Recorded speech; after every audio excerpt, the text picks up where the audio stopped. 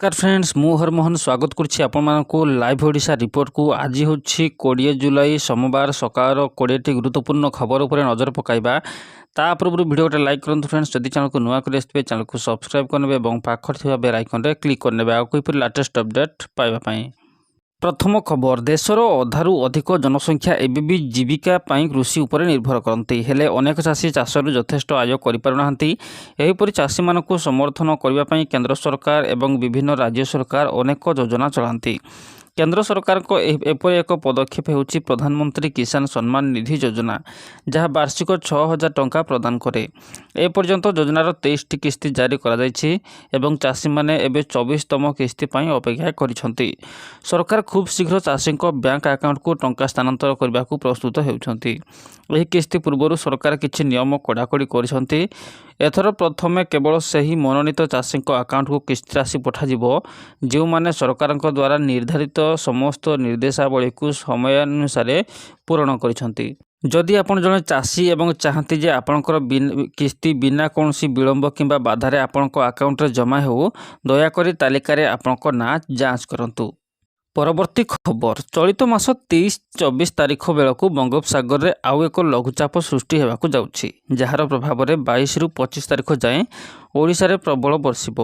अरब सागर आड़ू प्रचुर जलीय बाष्पूर्ण पश्चिमा पवन ओडिशा आड़क बहिबा आरंभ करिछि। वर्तमान वायुमंडल में जलीय बाष्पर मात्रा प्राय 80-90% भितर रही। जदिओ पूर्व सिस्टम वर्तमान दुर्बल हो जाइछि, तथापि मौसुमी समय अधिक जलीय बाष्प सांगक स्थानीय तापमात्रा वृद्धि जोगुं मेघ घनीभूत होउछि। परवर्ती खबर, पंचायत एंड म्युनिसिपाल इलेक्शन आगक पंचायत और पौर निर्वाचन राजनीति रे पछुआ वर्ग संरक्षण द्वंद्व।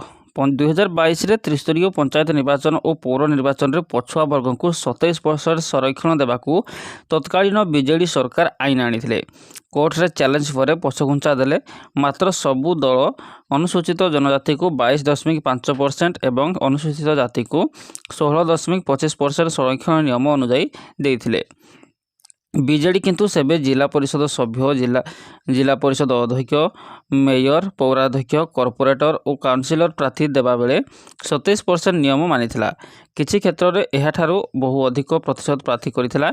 यह बाद दलर समर्थित पंचायत समिति अध्यक्ष, सरपंच, समिति सभ्य, वार्ड सभ्य प्रार्थी क्षेत्र में पछुआ वर्ग को प्राधान्य देइथिला। एबे राज्य में सरकार बदली। बीजेपी सरकार पछुआ वर्ग को शिक्षा क्षेत्र में 11.25% संरक्षण घोषणा करिछि। मात्र आसंता वर्ष एप्रिल और मे मासरे राज्य में त्रिस्तरीय पंचायत निर्वाचन और पौर निर्वाचन होगाकू थिबा बेले सरकार पछुआ वर्ग को केते प्रतिशत संरक्षण देबे ताहा उपरे एबे राजनैतिक महल रे नजर रहिछि। आज स्कूल छुट्टी। रविवार फिफा विश्वकप्र फाइनाल मैच अनुष्ठित होगाकू जाउछि। यहाकू समस्ते उत्साहर सहित अपेक्षा कर रहिथा बेले केरल सरकार एक बड़ घोषणा करिसंती। सोमवार राज्यर स्कूलगुड़िक पई छुट्टी घोषणा करिसंती। साधारण शिक्षा मंत्री एन शामसुद्दीन आनुष्ठानिक भाव में यह निष्पत्ति घोषणा करिसंती। परवर्ती खबर, सोशल नेटवर्किंग साइट फेसबुक रविवार अपराह्न सारा विश्व में बंद हो जाइछि। हठात फेसबुक रे वैषयिक समस्या देखा देबा परे यूजर्स माने निज अकाउंट रे लॉगिन करि पारुनांती। फଳରେ विश्वर विभिन्न स्थान रे व्यवहारकारी माने असुविधार सम्मुखीन हेउछंती। यूजर्स माने फेसबुक रे लॉगिन करबाकू चेष्टा कले समस्तଙ୍କୁ प्राय एका भली वार्ता देखा जाउछि। खबर लेखा सुधा अनेक यूजर्स फेसबुक रो डेस्कटॉप वर्जन व्यवहार करने को चेष्टा करथिले मध्य एक्सेस पाई पारुनांती। ओडिशार स्वास्थ्य सेवा क्षेत्र में एक बड़ परिवर्तन। आउ अर्थ भावरू अधारू रहिबनी कैंसर चिकित्सा। आयुष्मान भारत योजना रे 121टी नुआ पैकेज सामिल करी राज्यर कोटी कोटी जनसाधारण आशार नुआ किरण देखाइछंती मोहन सरकार। जानतु किपरि एही योजना बदलाइब कैंसर रोगी भाग्य। कैंसर बा कर्कट एपरि एक रोग जहाँ केवल शरीर को नुहे बरम रोगीर परिवार को आर्थिक और मानसिक स्तर में संपूर्ण भांगी दिए।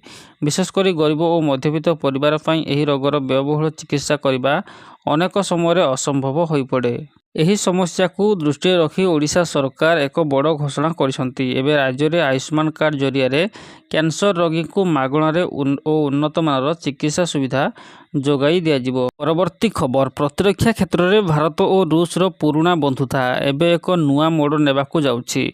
ଭାରତୀୟ ସେନାକୁ ଅଧିକ ଶକ୍ତିଶାଳୀ କରିବା ପାଇଁ ଏକ ବଡ଼ ଚାଲ ଖେଳିଛନ୍ତି ରୁଷ ରାଷ୍ଟ୍ରପତି ଭ୍ଲାଦିମିର ପୁଟିନ।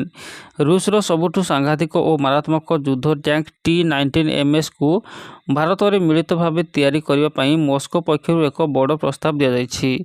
ରୁଷର ସରକାରୀ ପ୍ରତିରକ୍ଷା ରପ୍ତାନିକାରୀ ସଂସ୍ଥା ରୋସାବୋରନ୍ ଏକ୍ସପୋର୍ଟ ବା ROE ପକ୍ଷରୁ ଏହି ଅଫର ମିଳିଛି, ଯେଉଁଥିରେ ପର୍ଯ୍ୟାୟକ୍ରମେ ଭାରତ ଭିତରେ ହିଁ ଏହି ଟ୍ୟାଙ୍କର ସମସ୍ତ ପାର୍ଟସ ନିର୍ମାଣ କରାଯିବ। କାହିଁକି ଏହି ପ୍ରସ୍ତାବ ଭାରତ ପାଇଁ ସହଜ? ଭାରତୀୟ ସେନା ପାଖରେ ପୂର୍ବରୁ ହିଁ ରୁଷ ନିର୍ମିତ T-72 ଏବେ T-90S ଟ୍ୟାଙ୍କର ଏକ ବିଶାଳ ବାହିନୀ ରହିଛି।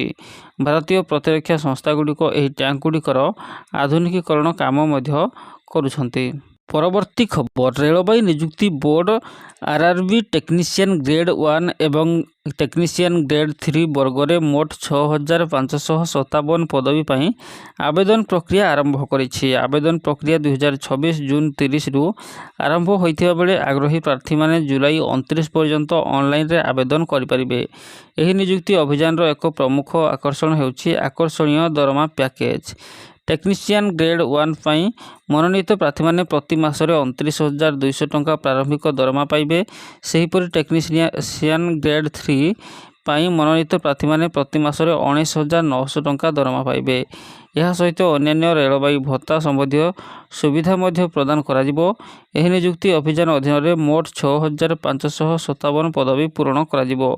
ଏଥିମଧ୍ୟରୁ 323ଟି ପଦବୀ ଟେକ୍ନିସିଆନ୍ ଗ୍ରେଡ୍ 1 ପାଇଁ ଏବଂ 6,234 ପଦବୀ ଟେକ୍ନିସିଆନ୍ ଗ୍ରେଡ୍ 3 ପାଇଁ ଧାର୍ଯ୍ୟ କରାଯାଇଛି।